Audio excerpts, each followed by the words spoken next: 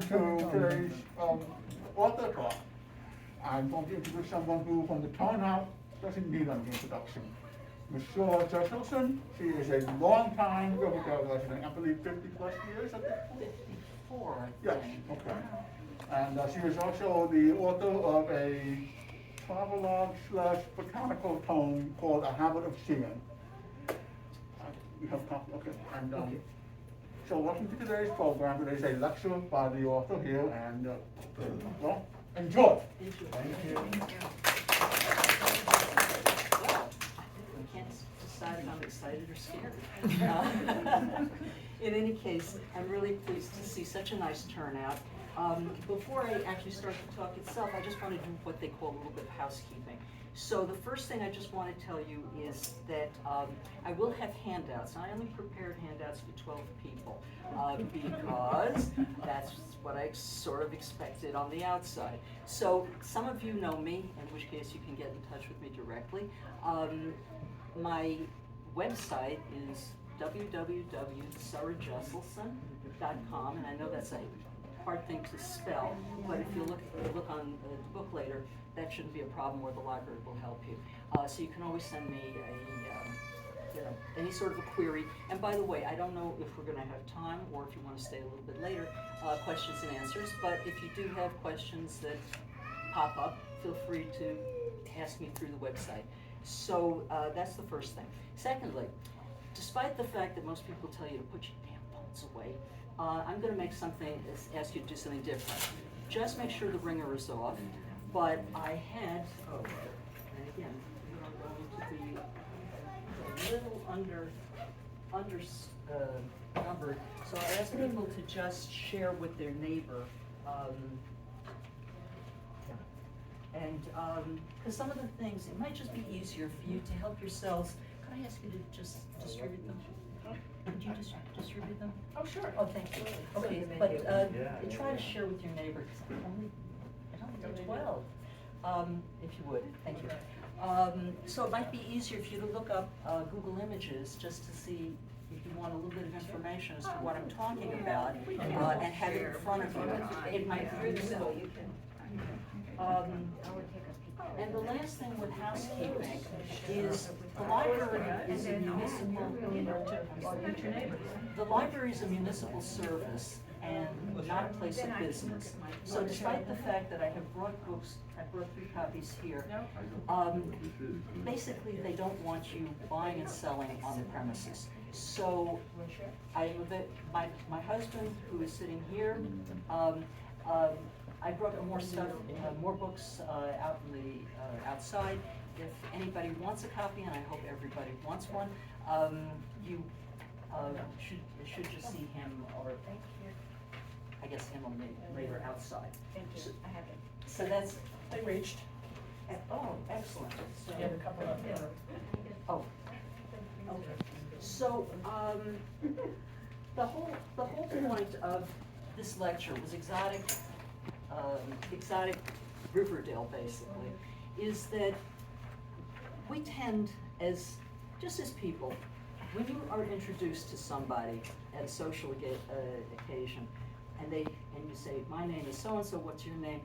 30 seconds later, and that's good, you still won't be able to remember the names. We're overloaded. We're overloaded with so many things, and it's very difficult to stay on top. I've loved nature for years. I have, to a large extent, I won't say I'm totally self-taught, because I did volunteer at various places, such as as White Hill and the Botanical Gardens, and you learn a lot by volunteering in these places and being surrounded in both of these cases by plants. But of course, as you know, there's a lot more to nature than just plants. So this happened many, many years ago down.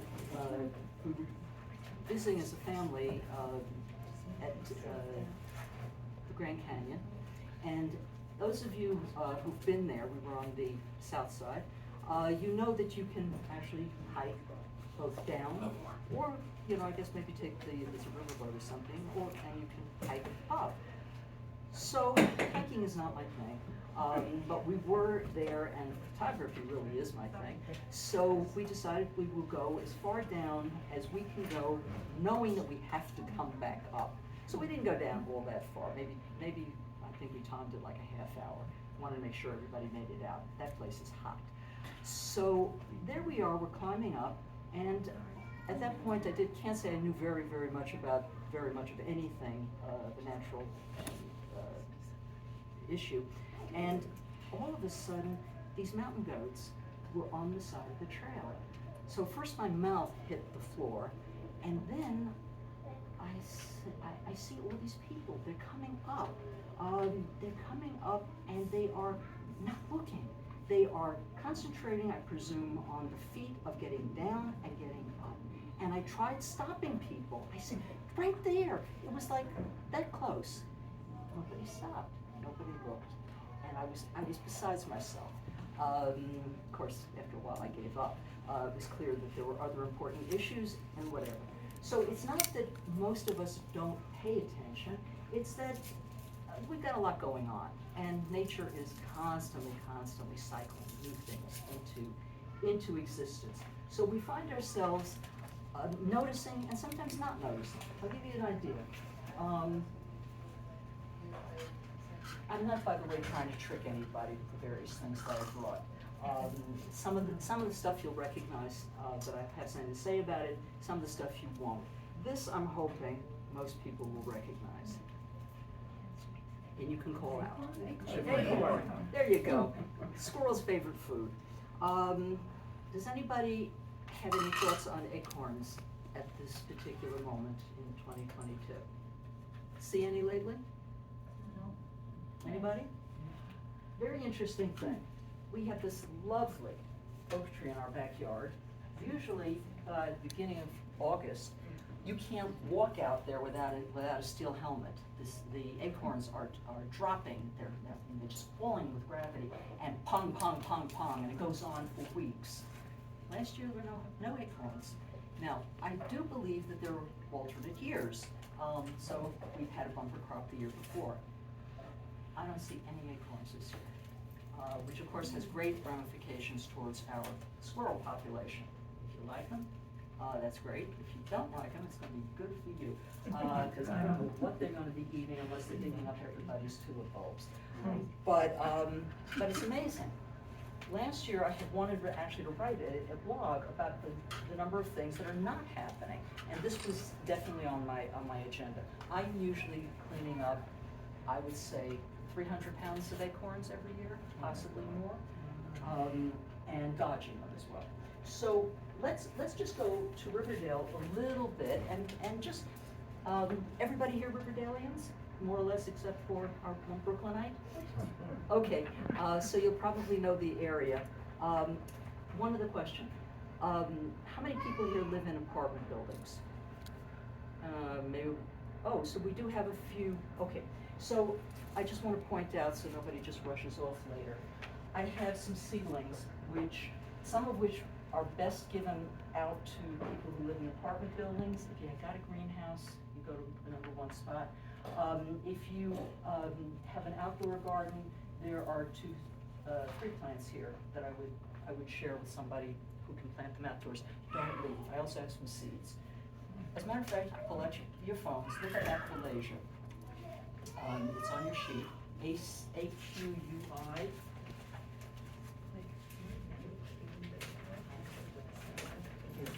Here we go. Aqualasia. AQUILEGIA.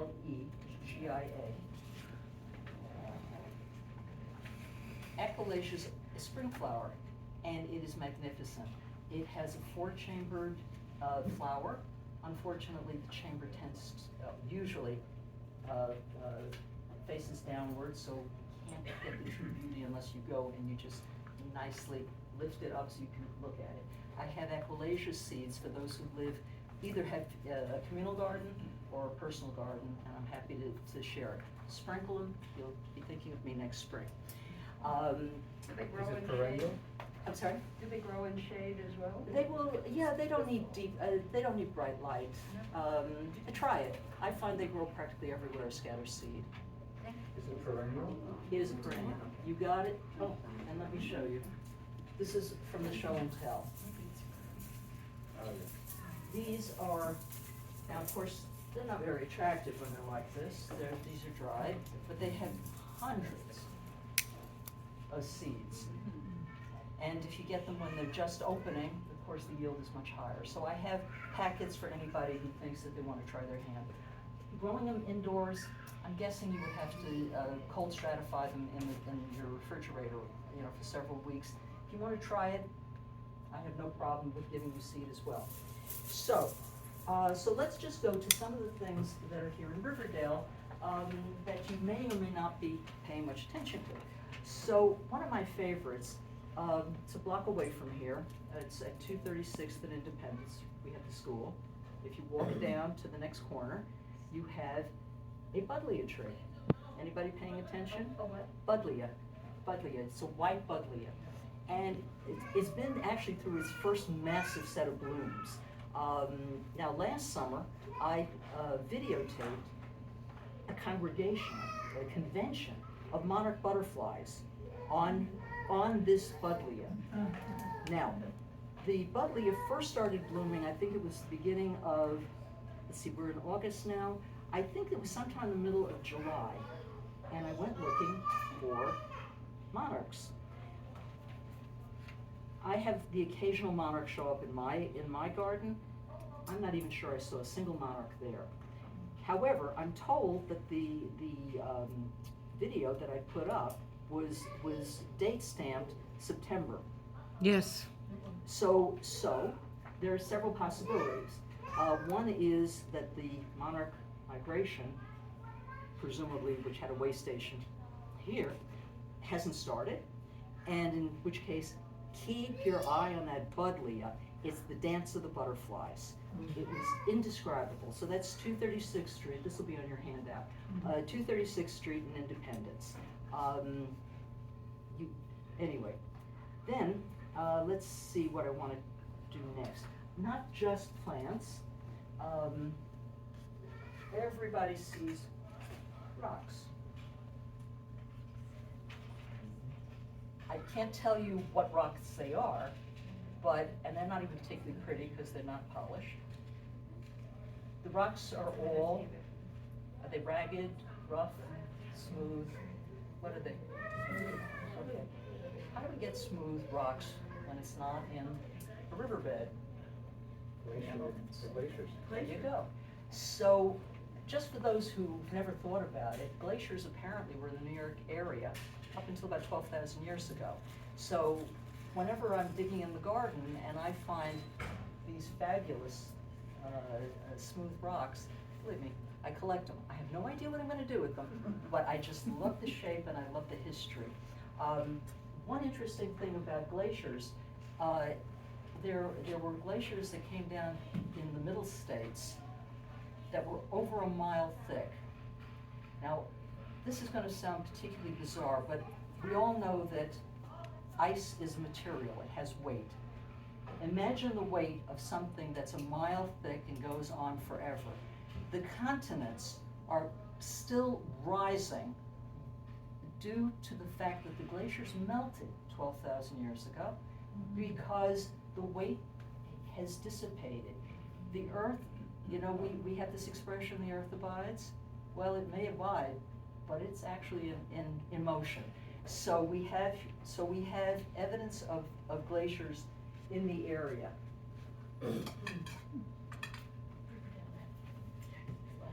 Now, this one is slightly coming from out of the neighborhood, but it's up in Hopewell Junction. I showed you already the acorns. So there's loads and loads of stuff lying around on the streets if you just look for it. Now, we were actually visiting friends. This was in Hopewell Junction. And I saw a few of these big, dark things lying in the grass. I said to him, what is it? He doesn't know. This was not his interest. It's a new home. He's just trying to keep the place under control. So I brought it home, and I had this niggling feeling that I should know what it is. Anybody want to venture a guess? Onion family? No? Walnut. Atta girl. It's a walnut. We all see walnuts coming in a bag. Now, the funny thing is that this isn't just well, let's look at it this way. The walnuts that you get in a bag, they still have the shell on, right? So there are basically sort of like 3 layers protecting the nut. I had my friend come down and give me some more, and a squirrel ate this one halfway through, so I can demonstrate to you what's going on.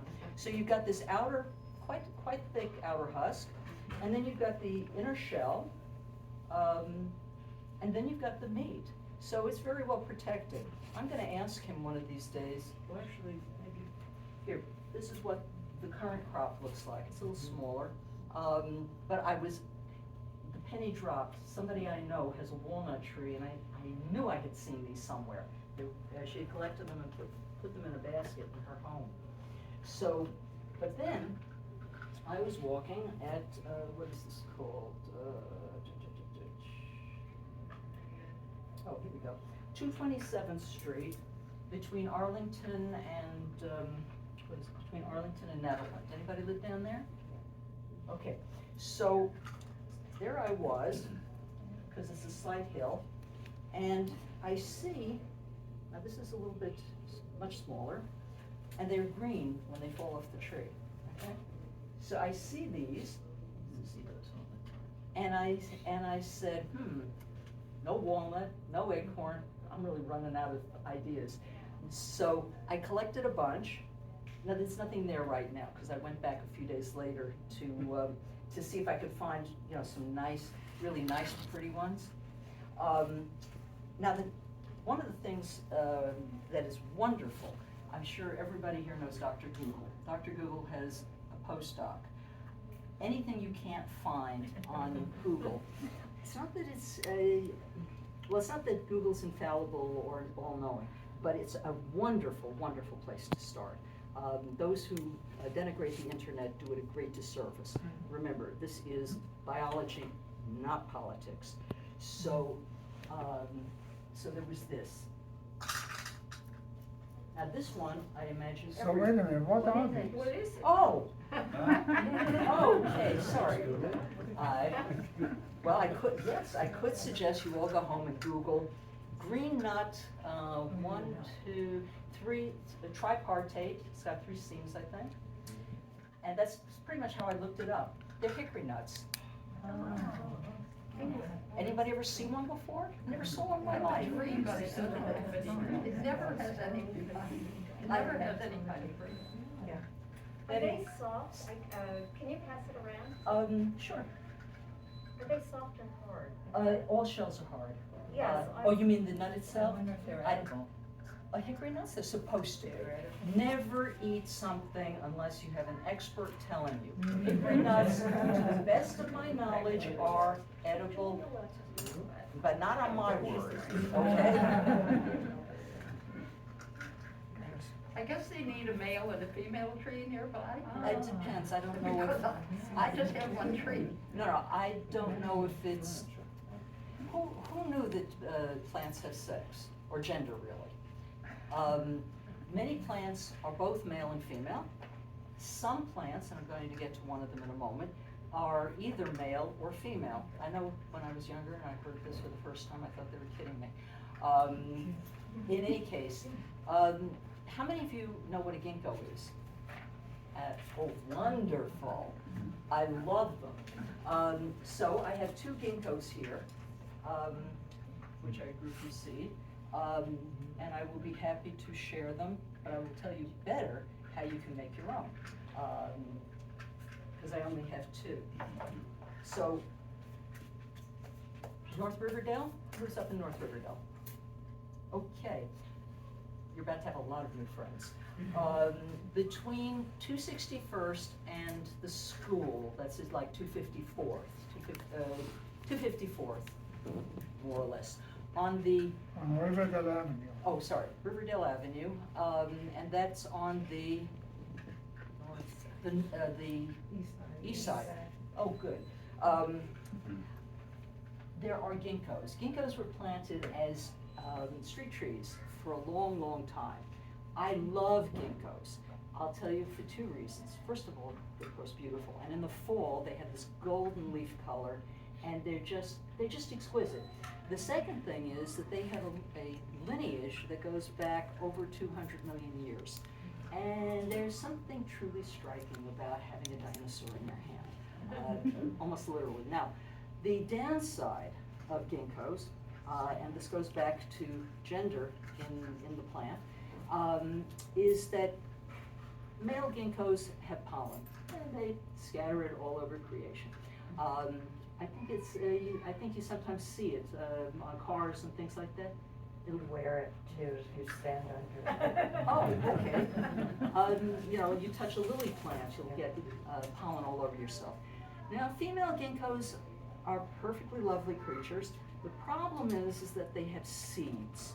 Now, the seeds, you will be told that it has a noxious smell. I am not going to be terribly more specific about it than that, but they're absolutely correct. So I believe that pretty much these days they are only planting male ginkgos, very sexist, for street trees. What I'm interested in is what kind of animal ate those seeds, because it is totally vile. And you should know, by the way, that ginkgo seeds are eaten today. Again, do not eat anything on my say-so. I'm simply passing along information. I know they're eaten in the Orient, and I'm told also, I had a friend who was Korean who said you're never supposed to eat more than 8 at a time. I don't know. The seed looks exactly, once that smelly outside rubs off, or the birds probably eat it, it looks like a pistachio nut. So it's a little too early in the season. I mean, the flowers have come and gone, pollen has come and gone. We're almost, well, tomorrow's September.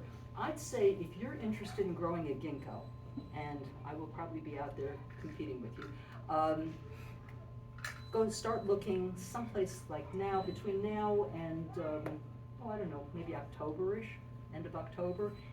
Just look on the tree pits and you'll see these little seeds. They must be cold stratified, which means you have to put them in your refrigerator or leave them out on a window ledge over the winter, and then germinate them in the spring. Now these, I happen to have a few ginkgos growing on our property, and every year I say I'm not going to do any more, because how many ginkgos can anybody have? I can't pass them up, which is why I want to share them. And they've, many people have ginkgo biloba as an herbal supplement. Mm-hmm. Well, you know that the biloba, it's not that hard to parse out the etymology, it means 2 lobes. And that's because the leaf each leaf has 2 lobes. Now, when I said it's hard to know what actually eats these seeds, well, I'm pretty sure that the birds seem not to have any taste buds, and I'm pretty sure that the birds are cleaning up a lot of them. But I'll tell you something really strange. I was outside last spring, and just minding my own business in my garden, and I see in an area that's this big, I see like 5 ginkgos growing. And we don't have any ginkgos capable of setting seed at this point on the property.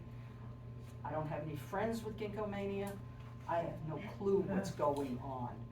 Well, in course of researching a different article about coyotes, they said that coyotes will, and we have coyotes in Riverdale, for those of you who are not familiar with this,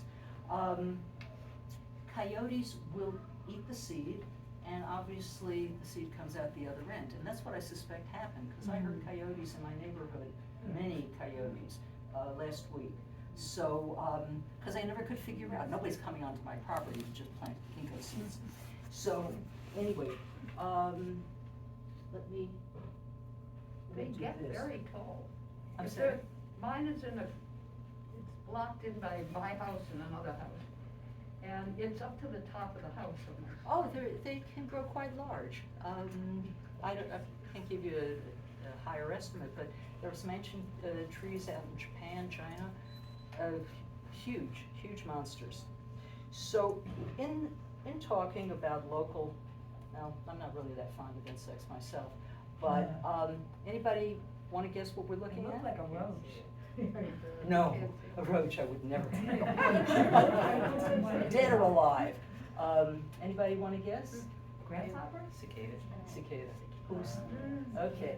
So, again, this is just a question of walking along and noticing.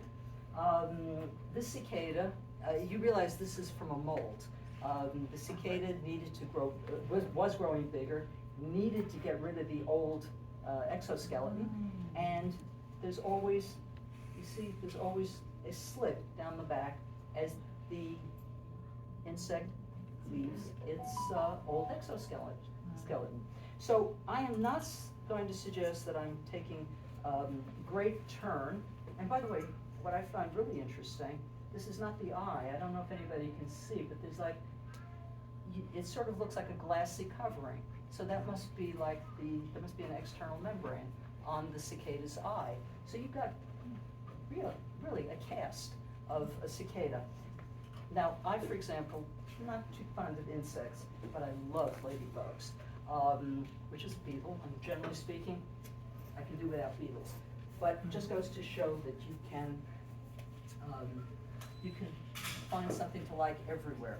Now, again, we've got some botanists in here. Let's start this way. This is almost, no, no, no, but it's gorgeous, isn't it? So it's actually an empty seed case from a magnolia. So I have here, now but let me just tell you, last year, there I am, and we had this little magnolia outside, and all of a sudden, and I want to get back to the issue, this whole exercise is about observation, learning how to pay attention and see deeply. I hope I don't run out of time. So imagine this thing is going to get drier and split open. The seed is inside. You can see there's like a little line here, but this one is not ripe. I was outside, and all of a sudden I noticed the birds are pecking at something on the magnolia. Not going to waste an opportunity. Well, you have these little red seeds, and they are pushing out from each one of the little cases, if you will. And the birds are having a great time. As a matter of fact, right now, anybody have skip laurels? It's a great shade shrub. I have birds that are coming, robins a lot. They come, they are sunbathing below my skip laurels. The berries are turning burgundy, and they are zipping up and snipping them off and eating them, and they fly away with them. Anyway, so there are 2 or 3 more things here I want to just point out. Let's see. Okay, let's try. Anybody? It's a seed case, obviously. Those pussy willows? Okay, they're daylilies, and these are drying. So let's see. These don't look like the world's greatest seeds, but usually the seeds are black and plump. And if you gather seed, please don't take them from anybody without asking. You can start growing a lot of your own plants.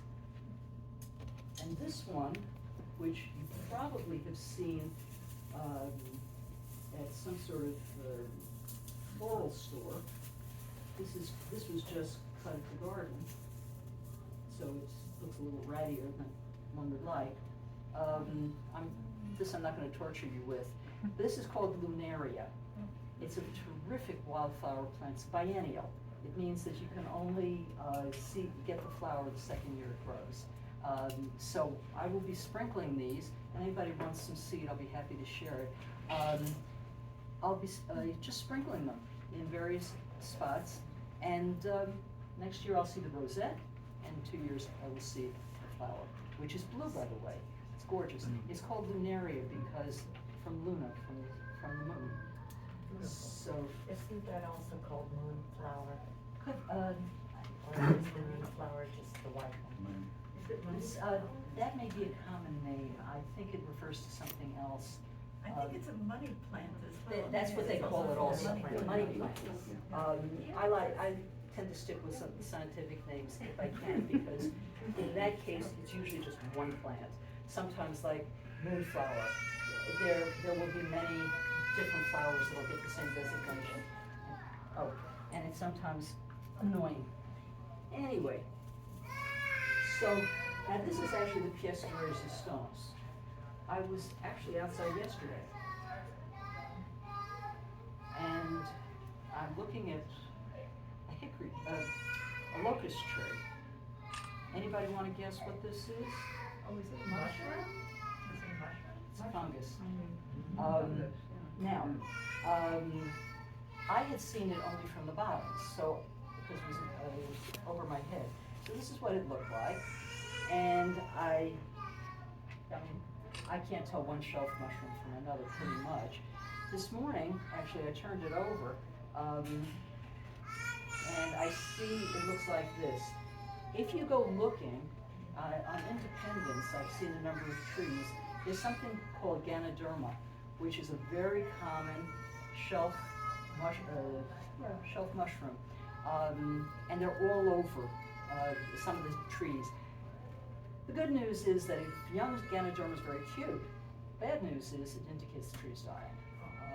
Or if you think the tree has a lot of years, get a horticulturist or an arborist come out. Some things can be cured, some things cannot.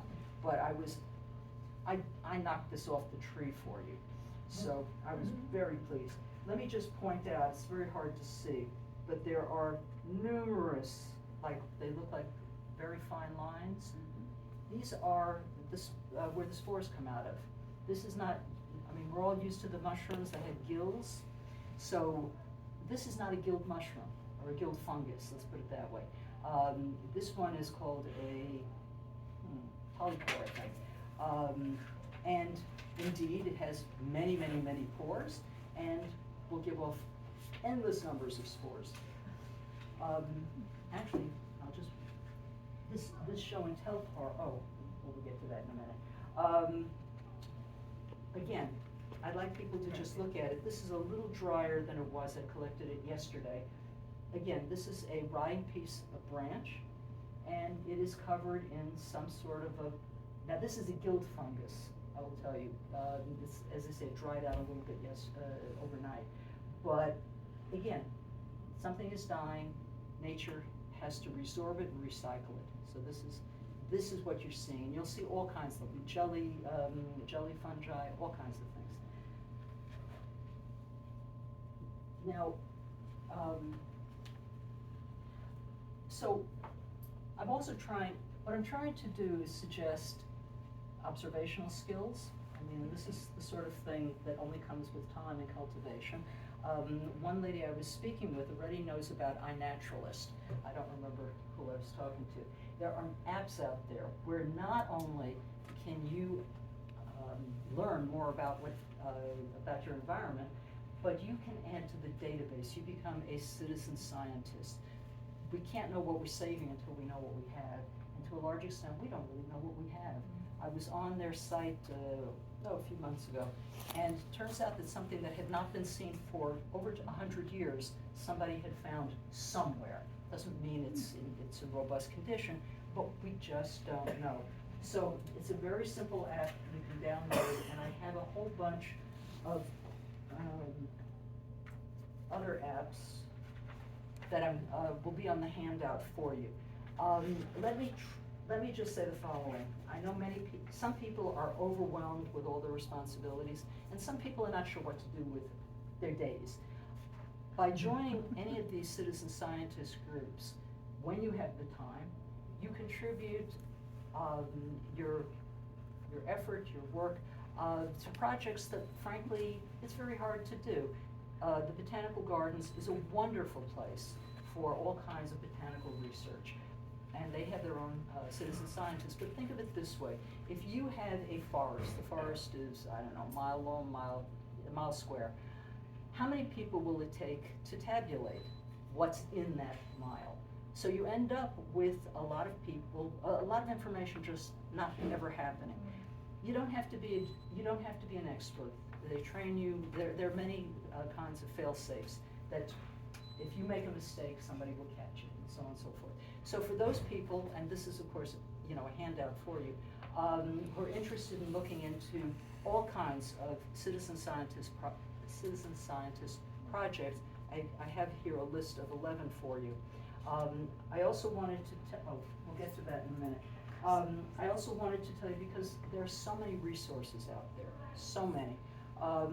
First of all, I brought several things in print that I like to read every week or every month, depending on when they show up. So Discover magazine is written at a level for people who are not experts. Makes it very accessible and a very, very nice way to just learn about a variety of things that are going on, research. The Nature Conservancy, I'm sure, is not an unknown group for anybody here.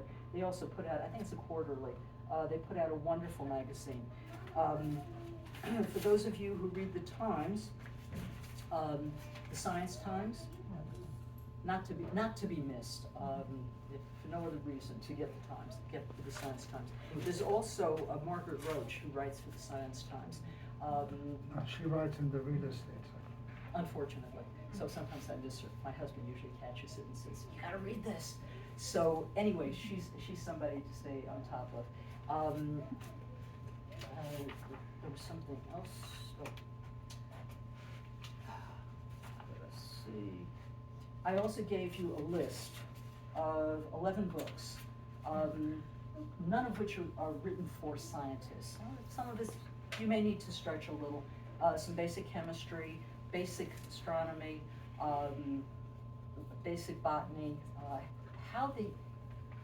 I know it's hard to imagine, but the primordial Earth, for example, didn't have oxygen. Where does our oxygen come from? So, now exactly where our plants came from, that's a much harder question for me to answer.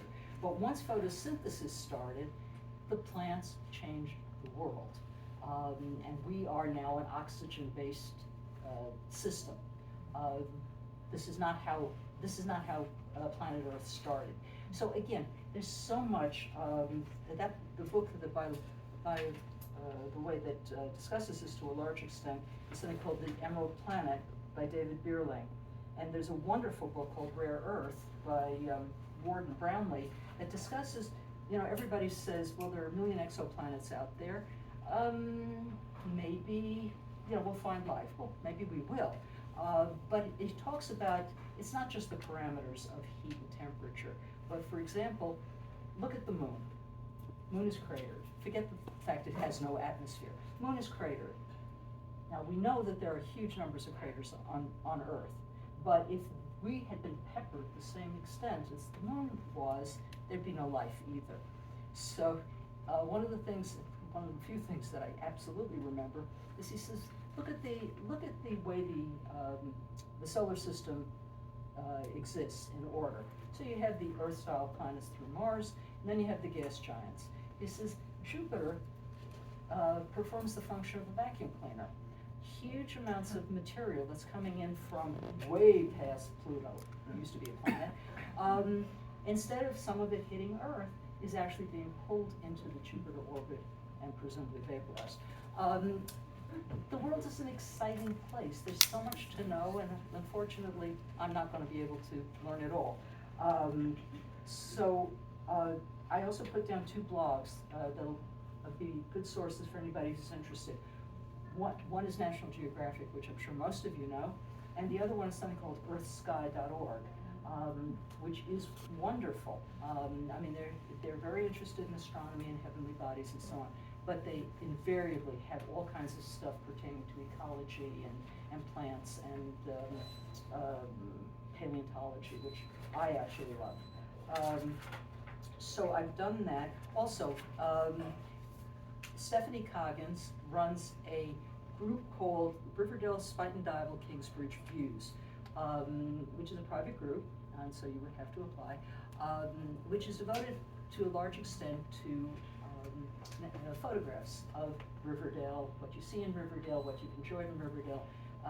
She lets me post all the time, which is really nice. It gives you a more unified sense. If people choose to join it, it'll give you a much more unified sense of what's here in terms of the natural world. I tend to do micro things, such as plants and flowers and so on, some with just views. But again, it's a community building kind of thing. So, I think, I keep forgetting this.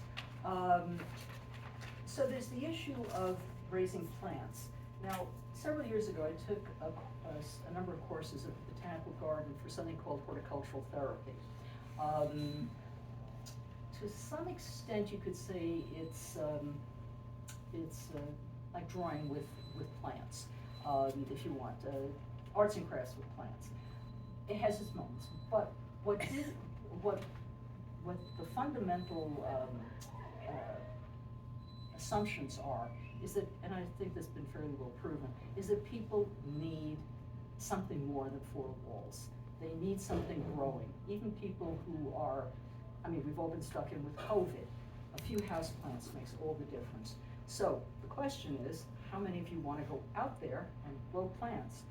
So, as I say, I was wandering around last fall, and now I have 2 ginkgos. You don't If want? it's available, yeah. I'm sorry? If it's available. It's yours. And you'll see this, I just want you to know, this is a communal plant now, because I've had, it's embarrassing to say for 27 years, at 238th Street and Johnson Avenue, there's a triangle of land. Right. And that was gonna be cemented 30 years ago. And so I'm the guy who's gonna be planting this over there. Can I make a suggestion? Yes. We have rabbits in Riverdale, and I've seen deer very close by. Rabbits are rapacious. Try to put something around this. Once I notice, once plants get big enough, and certainly woody, they have some protection. A hungry rabbit would. Chicken wire. By all means. Yeah. So. Go to the green market and they'll cut off the tops of beets and currants, and that's how I used to feed them. Yeah, absolutely. Now, here, this was a kind of a surprise. Anybody want to take a guess? And if anybody guesses it, I'll probably eat the plant. Anybody? Say cannabis. There's no smell? No, no scent. Is it ironweed? No. We were invited for brunch, I think, to friends, and they served lychee nuts for lunch, for dessert. So I said, they're these monstrous things. I said, I wonder. Now, it's a tropical plant, so it didn't require cold stratification. On the other hand, it's not going to live through a New York winter. Now, so I've kept off 1 or 2 for myself. I want to tell you one interesting thing, and then I'll tell you that all of the lychee nuts are available for anybody who wants them, lychee trees. When they first, and they came up rapidly, they told you to soak it for 3 days in water, and I did, and stuck it in the ground, and it was like magic the way these things germinated. The leaves were copperish. And what plant can all of you identify that has young copperish leaves? Copper beech? Japanese Poison Poison ivy. ivy. I'm well educated. It's my husband. He sort of knows these things. So I want to tell you, it's not proof of anything, but I went online, and sure enough, they're in the same order. That's not to say that they are closely related. They are not. They're not even in the same family. But this is one of the pleasures of working with plants, is you grow something, you go, that looks very much like. So, but they won't live outdoors. So anybody who wants them, and this really should be for the apartment people. So let me just do the following. Oh my I have a God. question about that. Oh. So if they can't live out the winter, what do you do with them? Do they need a lot of sun indoors, or what happens to them? This goes to the experimental aspect of raising plants. Usually, let's say, because I have an outdoor garden, if a plant is not too expensive, I buy 3. I put 1 in each of the 3 sort of microclimates around the house, and I see which one works. When in doubt, I have a friend who's a computer programmer, and she said whenever she got a new computer, she just instantly dove in to see what it could do. She says, when all else fails, read the manual. So, I'm not saying, look it up online. What I've seen, because I have these outdoors right now, on a raised table, out of the realm of the rabbits, because you have no idea what they can do. And they eat everything, you know. You sort of think like, oh, they won't touch this or they won't touch that, until today. As a matter of fact, let me show you something, and this goes back again to seeds. Down at Knowles Crescent, there's a triangle as you go into Knowles Crescent, and I think those plants are Rosa rugosa, which in general, it's a rose of a kind. Anybody, doesn't sound familiar? Oh, okay. Anyway, I was down there, I don't know, it was last fall. And I said, I've never tried growing anything from a rose. Now, again, if you're gonna collect seed, I'm not talking about legalities, I'm saying be kind, take one of something, don't just walk off with anything. So I took a rose hip and I brought it home. I don't remember if I checked online anything in particular, but all I can tell you is I have a whole slew, because each hip had maybe 20 seeds, and many of them germinated. Yeah, I recently took a photograph of those rose Yes, hips. you did. Yeah, I remember. they're actually quite beautiful by themselves. They are, and I was stunned at how easy it was. Now, the other thing about buying, about starting from seed is, of course, it takes several years. So if you must have it now, you have to go to a nursery. If you enjoy the pleasure of playing with it and seeing what it does, then seeds are a great solution. This one doesn't look great. It will be fine if somebody wants it. The rabbit literally ate off, I thought something with thorns would be safe, literally ate off every single leaf and left the thorns. And this is how it has regrown. So if you can keep it away from, a rabbit, it's looking for a new home. And that's like in a week, right? I remember you showed that to me. Probably a little longer. Okay. It was so sad. As a matter of fact, I had some maple seedlings that I wanted to, there's one last thing I wanted to say, two or three things I want to say here. How many of those plants are pet friendly? I haven't a clue. Yeah, that's a critical You know, consideration. I'm not gonna, I purposely tell you not to eat anything just because I mentioned it. Same thing goes for the animals, not a clue, I have no clue what is or is not pet friendly. But there are just one or two things I just wanted to tell you, since we are beginning to run out. There has been some interest in a garden club in Riverdale. I'm only throwing it out there. It's a little bit unclear where it would be, how it would be, or whatever. I would say that the fact that you all showed up may indicate that there is interest. Again, you can reach me through my website, and then maybe we can see if there's enough interest, and it would include, of course, houseplants and things of that nature.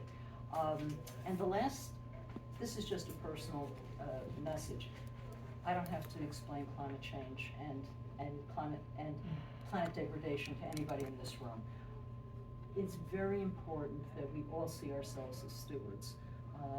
And my pet peeve is the waste stream, plastics and things like that. So even though there's use of plastic, I try to keep it to a minimum. I just throw it out there, do with it as you will. Other than that, I think we pretty much covered everything. So I hope you've enjoyed it. Oh, hold it, husband's right. Yeah. Yes, display the book. Oh, yes, oh, yes, I've never done this before.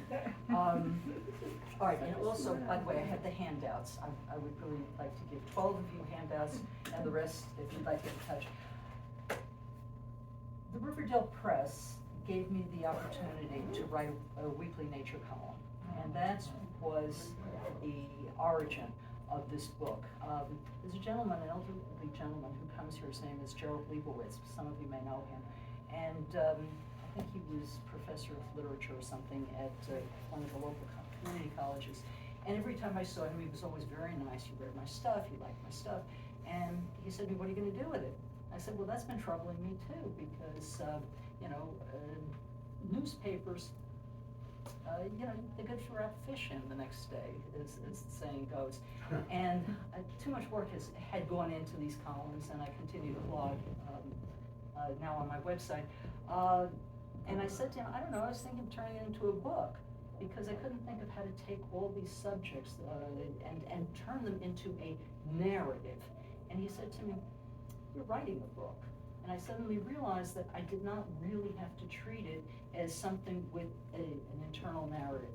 So it's hard to believe. I mean, there are over 80 articles in here that did appear originally in the Riverdale Press. I always start with a personal narrative. Why this item sparked my interest, or came to me, or what happened to us, or whatever. A little bit like the mountain goat story.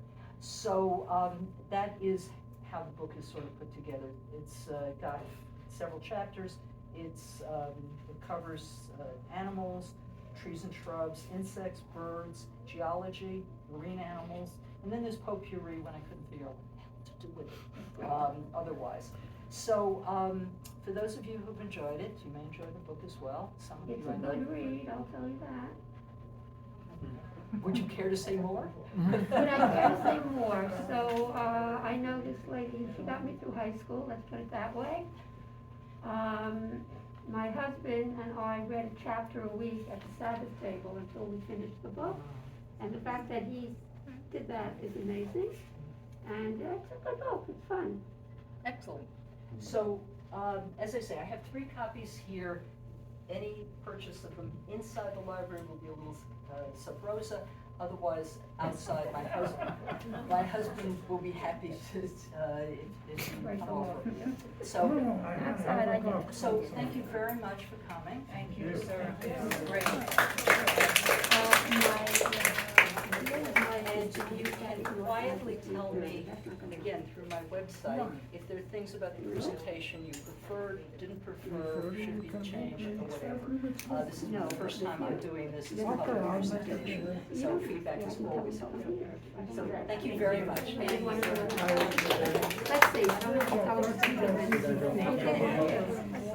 Oh, let me turn on the phone.